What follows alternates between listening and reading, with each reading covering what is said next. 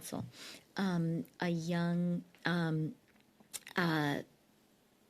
teenage boy, young man on my youth council wanted to know when dental care would be available for his father's age group, because he said his dad was not, was suffering.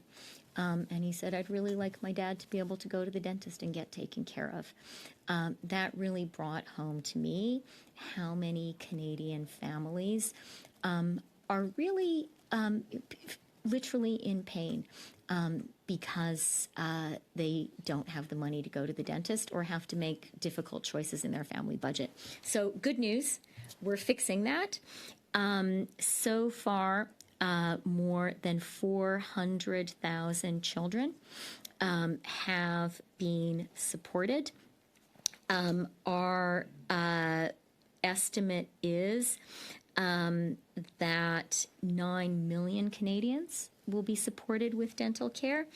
And as you know, dental care is now being rolled out to seniors, with applications being rolled out to new age cohorts every month.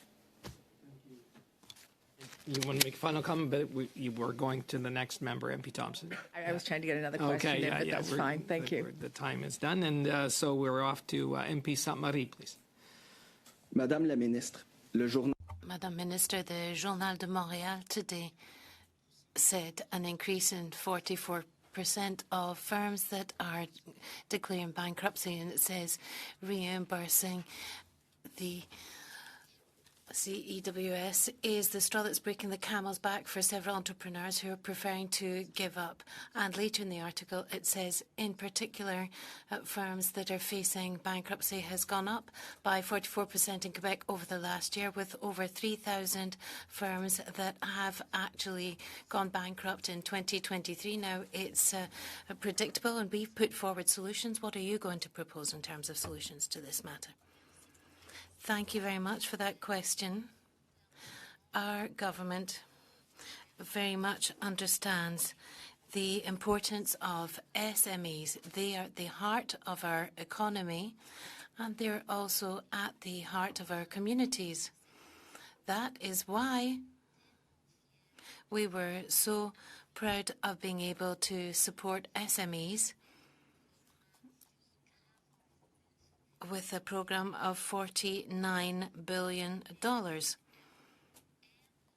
It was really significant support, and it was vital support that was given. The reality is that over 80% of businesses have paid back their loans, and I'd like to thank all of the businesses who have done this. By doing that, then they freely received $20,000 in terms of federal government support. Once again, that's a big support. It's support that they deserve, and it's support that helped thousands and thousands of businesses right across the country to survive during the pandemic. Today, the good news is that businesses where it was difficult to actually pay back their loans, today they can continue with a federal government loan. They just have to pay 5% in terms of interest payments. It's really a very, very low level of interest compared to what's happening in private commercial institutions. SMEs do not have to pay back their loan to the federal government up until the end of 2026. So they have time to do this. They have time to reimburse this. For the moment, they just have to pay the interest amount, which, as I've said, is at a very low level, in particular if we compare it with the private market levels. Thank you very much. From MP Blakey. Thank you very much. I wanted to take a moment, and I know there's certainly revenue ideas that New Democrats support that the government does not, but there are revenue items in Bill C-59, and I think whenever we're talking about the government books, it's important to talk not just about the spending side, but also the revenue side. And so I wonder if you'd like to take a moment to highlight some of the revenue measures that are here and some of the principles you think underlie those particular revenue items that might help inform future decisions about government increasing its revenue from those. You know, we're witnessing a time with giant corporate profits, record corporate profits. And certainly New Democrats feel it's appropriate that some of that profit be brought back into the system and invested back into people. So what are some of the principles underlying these revenue items that may encourage government to go further and ensure that corporate Canada is paying its fair share? Well, first of all, thank you for the question. And I feel, which is not something I anticipated today, that Premier Canoe is perhaps in the room with us already. No, really, I do. Because in my first conversation with him, he talked to me about how the economic horse has to pull the social cart. He said that he really supported the fiscal guideposts that we laid out in the fall economic statement, and that he shares our government's belief that a government that believes in supporting people, that believes in building up the social welfare net, is also a government that needs to believe in economic growth and in fiscal responsibility. And I know that that is the path that he has set Manitoba on. And I look forward to really working together with the province of Manitoba and, progressives across the country to, do things that help the economy to grow, allow us to be fiscally responsible, because that's what allows us to support Canadians.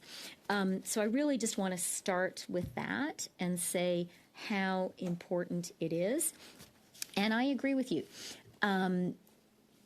If we want to support Canadians in a fiscally responsible way, we need two things. One is economic growth. And that's why, and here kind of setting aside the sort of ritualized jousting, I would say to our Conservative colleagues, please, gentlemen, get on board and support these investment tax credits. They really are measures that every single person who we care about really will benefit from. I am hearing from the oil and gas sector in Alberta that they want these tax credits to be passed urgently. Surely that is something that Liberals and Conservatives can agree we need to do. And the tax credits are an important part of this fiscally responsible approach because they allow us to drive investment, drive growth, create jobs. But the revenue side is also really important. And that's why, in our work together, we have been part of putting in revenue-raising measures like our luxury tax, like our COVID dividend, that we asked the financial institutions that benefited from our support during COVID to pay to support the budget. So those are important measures. I agree with you. MP Blakey, and now we're off to MP Lawrence, please. Thank you, Mr. Chair, and thank you, Minister, for being here. Back to the ritualized jousting. Right, back. You know what? You should trademark that, honest to goodness. But that's great. I would like to actually talk about GDP per capita, but I think it's important that we come to an agreement, or that there's factual clarity with respect to what the PBO has recently told us. RE, the rebate versus the carbon tax, and so. This will be, I guess, a little bit of ritualized jousting unless we can come to an agreement, which I'm hopeful we can. But in every one of the provinces, in a recent report from the PBO that I'm looking at right now, he says that where the backstop applies, that there is a net economic loss for families in every single one of those provinces.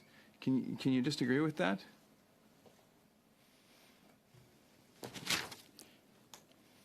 with true goodwill, and I do enjoy our conversations, I think you and I probably disagree on a price on pollution, or at least we disagree on it today. Because the thing that I would point out, to you, to your colleagues, is you guys ran in 2021 on a carbon price. I read out the quote from your platform to Mr. Halan, and you said there was going to be a carbon price that increases to $50 a ton and on a path to $170 a ton. I think the reason you said that, please enlighten me, but I think the reason you said it is because you understood in that campaign that Canada needs a credible environmental plan, a credible plan on climate to attract investment. And we are doing a great job in attracting investment to Ontario, working with the Ford government. VW, Stellantis. Thank you, Minister. Thank you. I would just provide the little bit of commentary that the OECD does predict us to be last in capital investment over the next 40 years.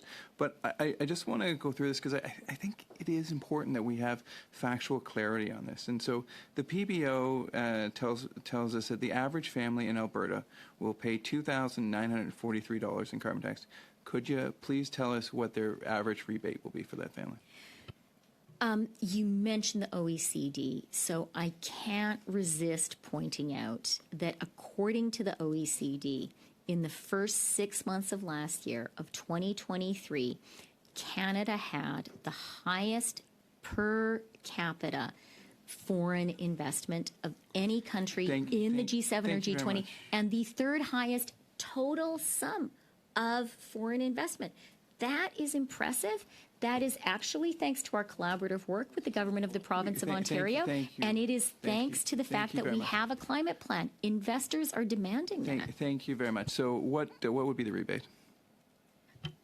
For our province, Ontario families, it's $1,120. For Alberta families, it's $1,800 this year. Okay, and so for Alberta, they'll get a rebate of $1,800, but they're going to pay $2,943. For our province, the beautiful province of Ontario, they're going to get a rebate. I believe what did you say? 1,040. I've got 1,047, or it's 1,100. I have 1,120. Okay, fair enough. The amount they're paying is $1,674 there. So it's factually that Canadians are at a net loss because of carbon tax. That's the PBO. That's not us. I just want to get that clarity. I now want to move on to our our GDP per capita, which I think is a pretty important issue here. And so this is the GDP per capita. The blue line is the United States over the last decade or so. The red line is Canada. And you see this gap appearing around 2014, 2015, and it's quite a large gap. And that's incredibly important. That's incredibly important because that underpins the economic well-being of every Canadian. And this gap is expanding. And so could you please tell Canadians why they are getting poorer while Americans are getting richer? Point of order. Chair, I'm not sure if the rules here are the same as in the House, but my understanding in the House is that we're not allowed to use props, and so I just wanted to... It's about the level of foreign direct investment that we're seeing in Canada right now, particularly in the battery supply value chain, where I know Bloomberg has rated Canada as the #1 country in the world for that as well. But unfortunately, we're not seeing that level of investment in all areas of our economy. So much of the discussion recently has revolved around the impact of the price on pollution on the cost of things like fuel and gasoline. But we know actually it's the price of the global price of energy, which has disproportionately impacted people. And there is not a rebate that's coming with that when the global price goes up. And it's the illegal and unprovoked invasion of Ukraine that disrupted the energy market, which is really driving that. And so really that money is going into profit. And I saw a recent report that the 5 biggest oil and gas companies made almost $38 billion in profit in 2022. So it's great to hear that there is that companies in that sector are asking for us to move ahead with the carbon capture and storage investment